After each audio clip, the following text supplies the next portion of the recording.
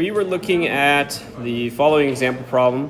We were asked to estimate and plot the Bode diagram for the following system, which is 3x dot plus 4x is equal to some input f of t.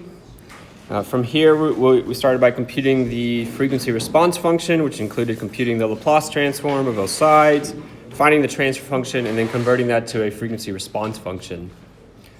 We then want to place it into the standard form, which is some constant a divided by a time constant t times j omega plus 1. And once we have it in that form, then we should be able to plot this thing, at least using some asymptotics. All right, so first thing we're going to do is we're going to multiply by 1 over 4 divided by 1 over 4.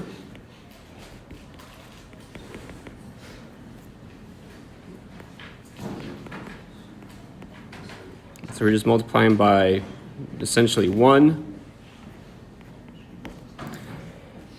This will give us, for our FRF, we're going to get in the numerator 1 over 4, and then 3 over 4 times j omega plus 1.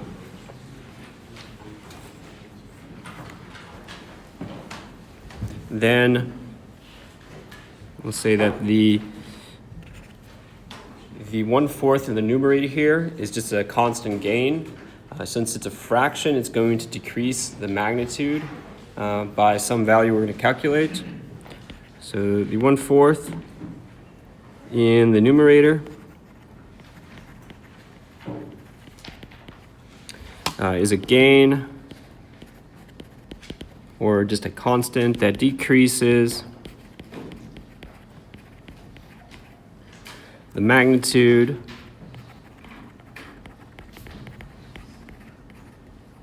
by, we're going to do 20 times the log of 1 over 4. And if you go and you compute this, you'll find that this is equal to minus 12.04 dB.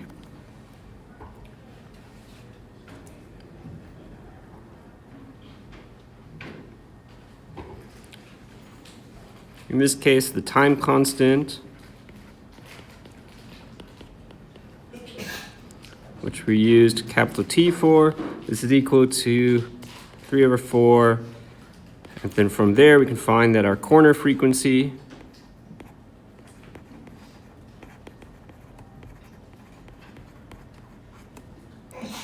which we say is omega sub c, this is equal to 1 over big T. Yeah. Log is short form for log 10, right? Yeah, this is all log base 10. I'm never going to do this, but just for reference, if I were to ever write a natural log, I would use like ln. But yeah, we're never going to deal with natural log here. All right, so the corner frequency here is then 1 over t, which is equal to 4 over 3, or 1.333 radians per second. And that is all of the information we now need in order to go and plot the Bode diagram for this system, or at least estimate what it looks like. So first, we'll go and find our corner frequency on the plot, which is somewhere over here, just above 10 to the 0. It's going to be our corner frequency. I'll just draw a dashed line all the way up.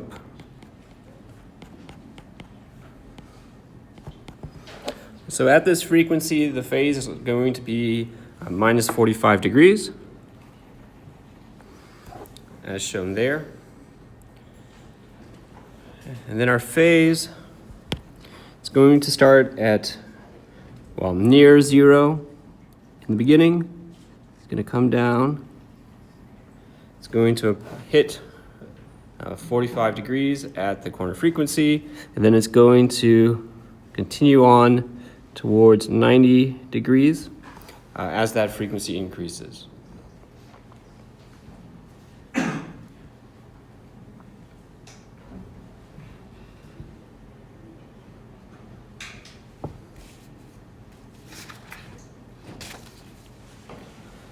For the magnitude plot, first of all, at low frequencies, it's going to have a magnitude of minus 12 dB. So it's going to be 0 dB plus whatever the gain, the value from the gain is, which is in this case a negative. So it's going to drop down to minus 12. So somewhere over here, around minus 12, we're going to have just a constant line. And then at that corner frequency, it's then going to abruptly change and then decrease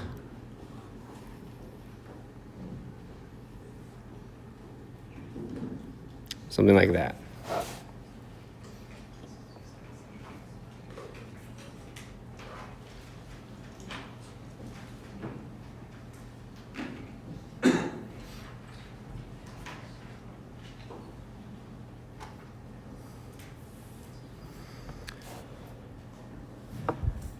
And the actual curve is going to look something like that.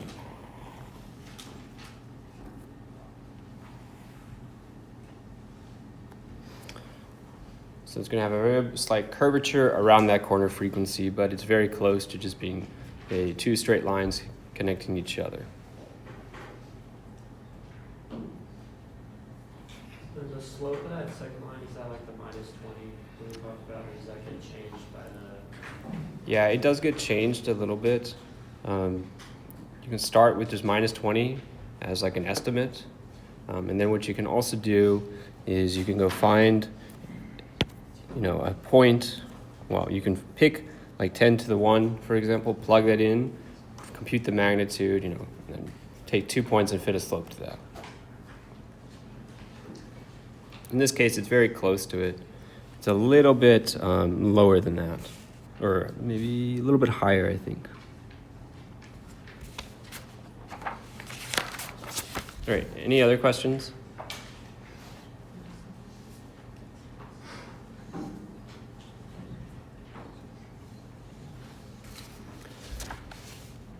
All right, in that case, we'll go on to our example 5 here. Here we're given a Bode diagram shown to the right, and we want to determine an analytical expression for the FRF of the system.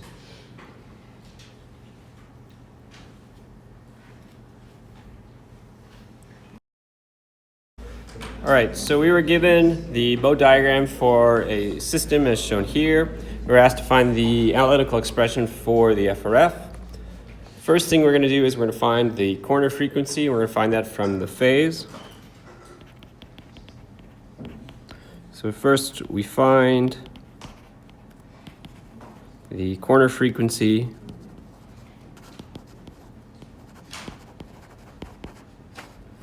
from the phase. So we know that the phase is minus 45 degrees at the corner frequency. So we're going to come and find that position. We're going to go back down from here. That occurs at, this is 2 radians per second. So here phi will be equal to 45 degrees. Actually, it should be minus 45 when omega is equal to 2 radians per second. So then our corner frequency, omega sub c, is going to be 2 radians per second. And our time constant t will be 1 over omega c, or 1/2, and that's going to be in seconds.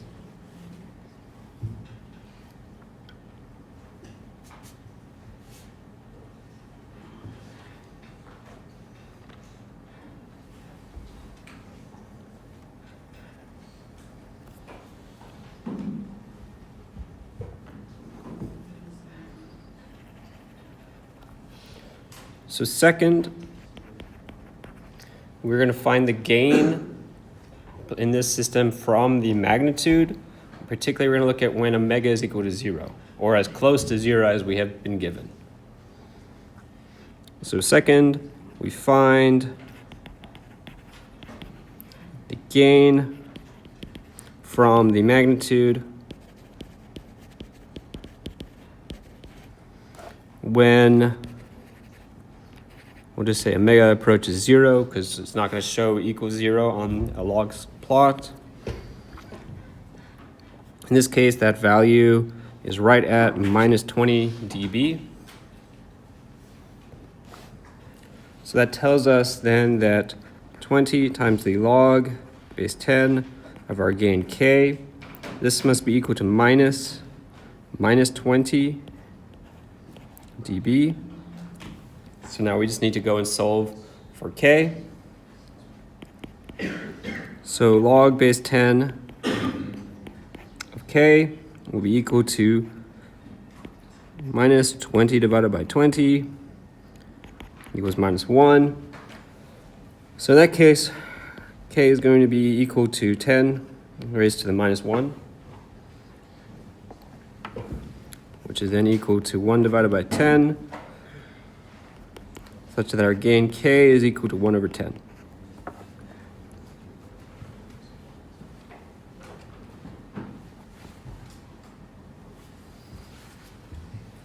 So then the general form of our frequency response function, h of omega, this is going to be equal to the gain k divided by t times j omega plus 1. We can then go and substitute in for those. We'll get h of omega is equal to 1 divided by 10, and then 1/2 j omega plus 1. From here, we're going to multiply by 10 over 10.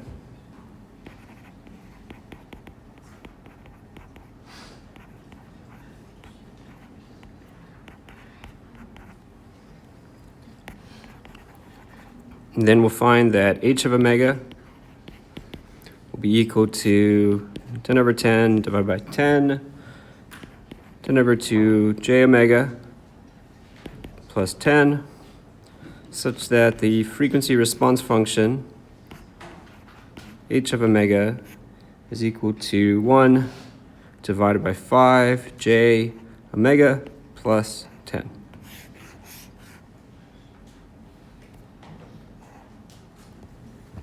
And that is the solution to this example.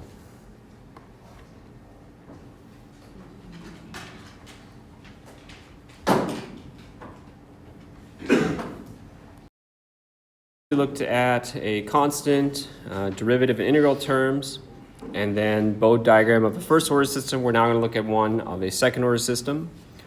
We're going to consider the following second order system. We'll have for our equation of motion, we'll have x double dot plus 2 zeta n omega n times x dot plus omega n squared times x. This is then equal to 1 over m times f of t here. So we're normalizing our force by the mass of the system. You can then go and compute the transfer function and then the FRF as well using any of the techniques we've studied in this class. And you can put them in the form where you have g of s is equal to s squared. In the numerator, we're going to have omega n squared. The denominator will have s squared plus 2 zeta n omega n times s plus omega n squared. That's our transfer function. And then our frequency response function h of omega will be, we'll just keep that omega n squared in the numerator. The denominator, we're going to have omega n squared minus omega squared plus 2j zeta n omega n times omega.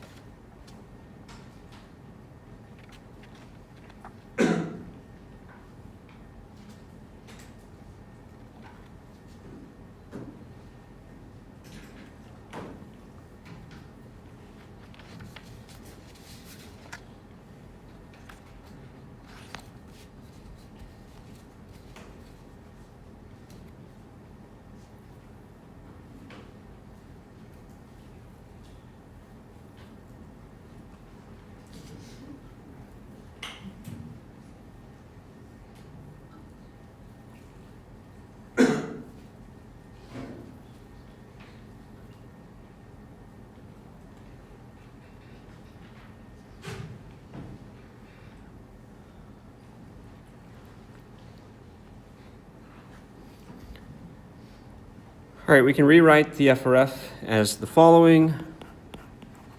H of omega is equal to the quantity 1 divided by the quantity 1 minus the quantity omega divided by omega n, that quantity squared, plus 2j zeta n times omega over omega n.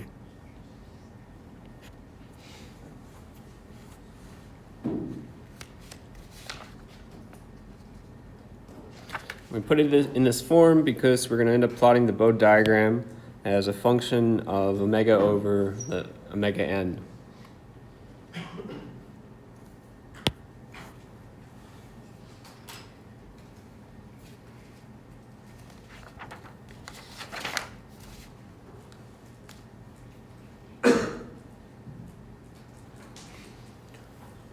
All right, if zeta n is greater than 1, then we'll have an overdamped system.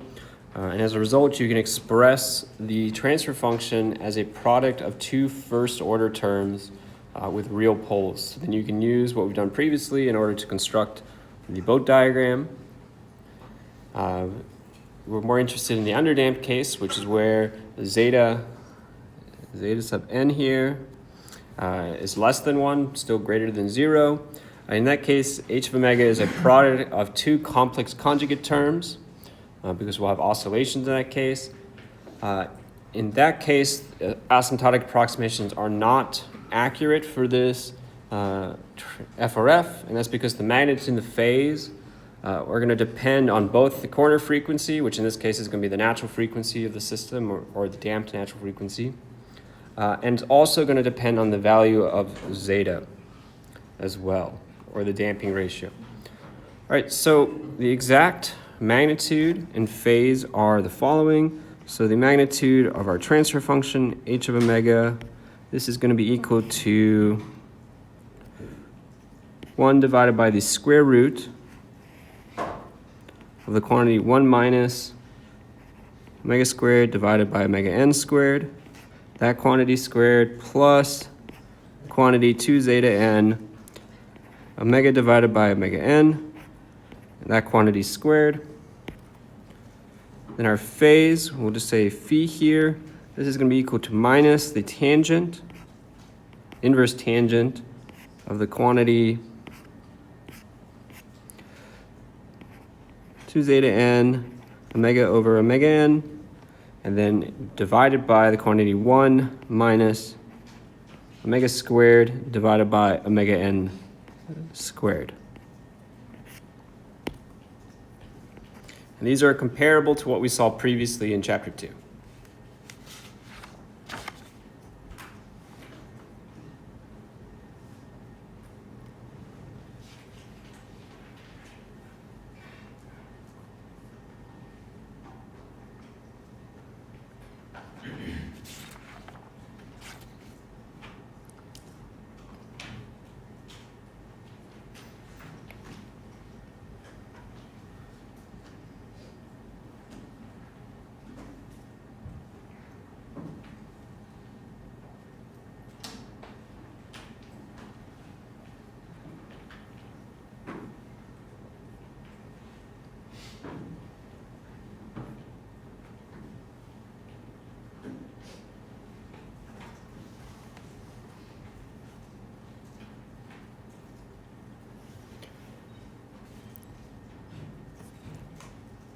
I'm going to give you a little bit more time to catch up, and then we're going to look at what the Bode diagram looks like.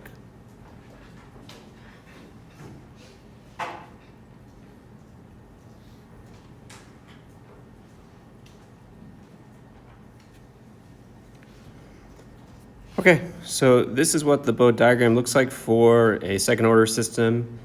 It looks very much like what we saw in chapter 2 for the frequency response function, as it should because it's the same thing, except now we've just plotted this omega over omega n quantity. We've plotted that on a log scale rather than on a linear scale.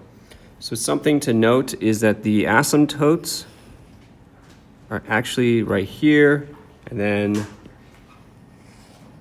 going down like that. And so depending on your damping ratio, you may be close to those asymptotes, you may not be close to the asymptotes. You can see that up here is a zeta of 0.1. All the way down here we have zeta equals 1.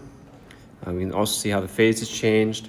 In real structures, your damping ratios are generally 1% or less, meaning that they're not even shown on this graph. We're talking about zetas of 0.01 or less. But we've seen this before. This is what we showed in chapter 2. Exactly the same. We're just on a dB scale here and a log frequency scale.